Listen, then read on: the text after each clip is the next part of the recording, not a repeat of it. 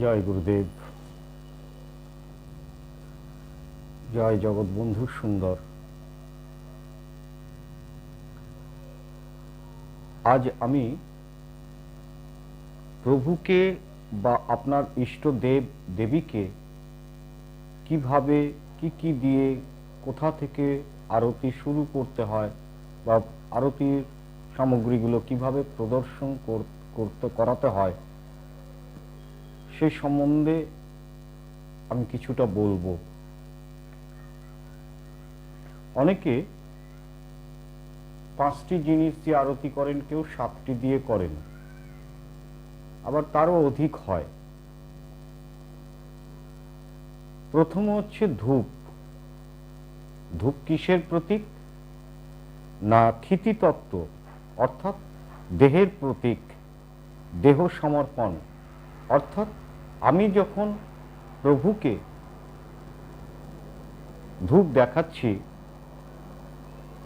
তখন এই দেহকে মনে মনে প্রভুকে যখন বা ইষ্ট দেবদেবীকে দেখাচ্ছি তখন এই চিন্তাধারা রেখে মনে মনে ভাব রেখে করতে হবে যে আমার এই দেহ সমস্ত কিছু, তোমার এই দেহটা সম্পূর্ণভাবে তোমাকে সমর্পণ করলাম। এ দেহ আমার নয় প্রভু, এ দেহ তোমার। এরপর হচ্ছে পঞ্চদীপ, তেজতত্ত্ব, অর্থাৎ পঞ্চপ্রাণের প্রতীক, পঞ্চপ্রাণ সমর্পণ।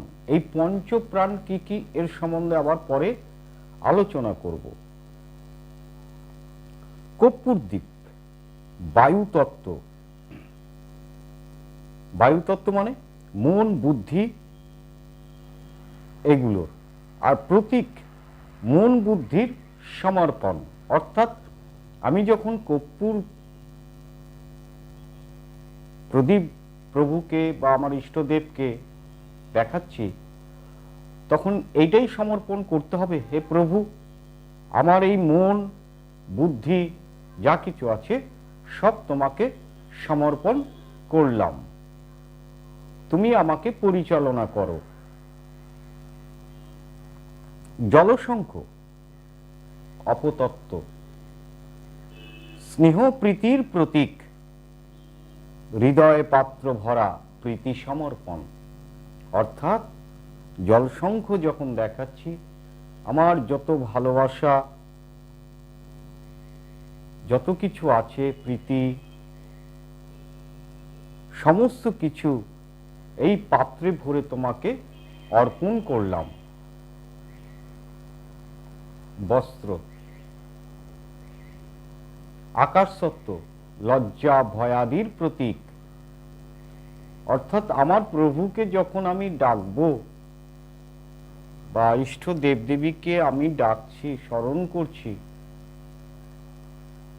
তখন আমার এই লজ্জা ভয় কিসের?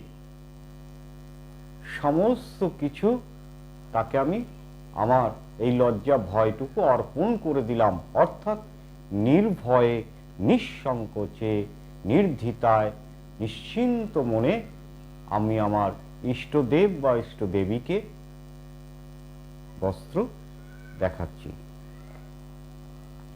এরপর আছে পুষ্পচন্দন, ভক্তি মাখা, আত্মসমর্পণ, সর্বতোভাবে নিজেকে দান করা।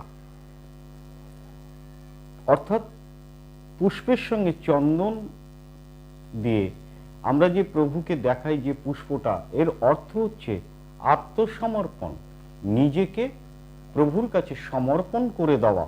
অর্থাৎ প্রভু, আমি নই, আমি নই, আমি আমিত্ব ভাব থেকে মুক্ত হয়ে এই সমস্ত কিছু তোমার, আমি তোমাকেই সমর্পণ করলাম। ব্যঞ্জন, অর্থাৎ পাখা অনেকে দেখান, অনেকে চামরও দেখান। এটা হচ্ছে অহংকার তত্ত্ব, অহং সত্তা ঈশ্বরে মিশাইয়া দেওয়া। অর্থাৎ যখন ব্যঞ্জন বা ব্যঞ্জন পাখা বা চামর দেখাচ্ছি, এই যে অহং ভাবটা, এটা কি হলো? প্রভুর সঙ্গে অহং সত্তাটাকে ঈশ্বরের সঙ্গে মিশিয়ে দেওয়া, বিলীন করে দেওয়া। এবার কোথায় কিভাবে প্রভুকে দেখাবেন? সে ধূপকাঠি হোক বা পঞ্চদীপ, কর্পূরদীপ, জলশঙ্খ, এই সমস্ত জিনিসগুলো কিভাবে দেখাবেন? শ্রীমুখে 3 বার, শ্রীমুখে 3 বার, বক্ষে 1 বার, নাভিতে 1 বার, 2 চরণে 2 বার,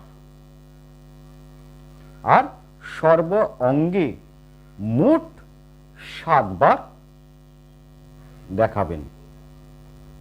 তাহলে মোট 14 বার হলো। এই 14 বার আপনি করলেন, করার পরে এর থেকে আরো বেশি আপনি করতে পারেন, আরো বেশি ভালো। তাহলে এই গেল আরতির সম্বন্ধে কিছু কথা। জয় জগৎবন্ধু সুন্দর, হরি বল হরি।